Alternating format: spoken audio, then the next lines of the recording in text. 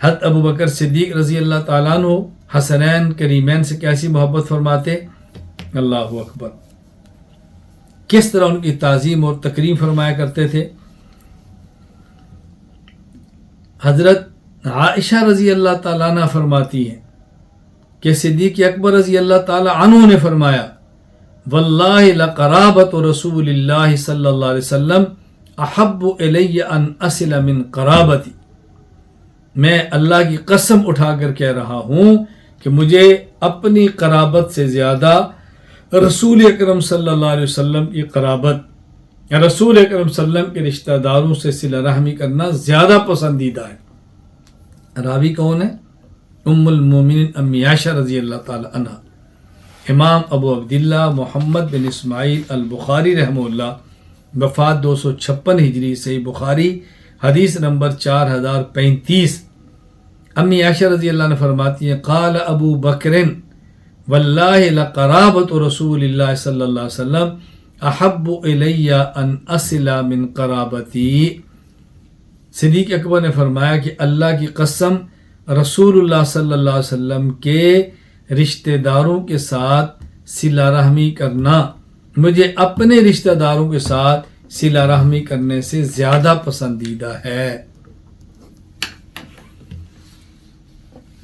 حضرت عائشہ رضی اللہ تعالیٰ عنہ حضرت ابو بکر صدیق کی بیٹی ہیں، اور وہ اپنے والد کے جملہ نقل کر رہی ہیں کہ ہمارے والد ہم سے محبت کرنے سے زیادہ رسول اکرم صلی اللہ علیہ وسلم کی اولاد سے محبت کرنے کو ترجیح دیتے تھے۔ حضرت ابو بکر صدیق رضی اللہ تعالیٰ عنہ حضرت حسین کی عزت بھی کرتے، تکریم بھی کرتے، تعظیم بھی کرتے۔